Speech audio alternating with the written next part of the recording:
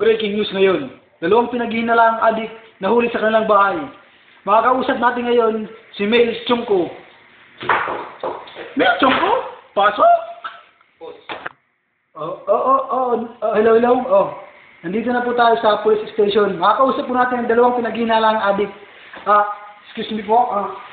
Mga adik po ba talaga kayo? Hindi ko adik. Hindi daw sila adik. Ikaw po. Sino adik? Hindi ako. Sino adik? Bakit? Adik. Ayun po, nakita niyo po yung dalawang inulay. Parang hindi naman po sila adik. Adik. Hindi naman po sila Adik. adik. Bakit? Bakit? Yun lang po kaugnay sa balitang ito. Balik ko sa iyo. Arnold Flavio.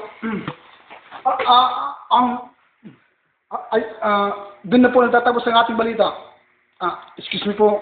Kaalis na ako.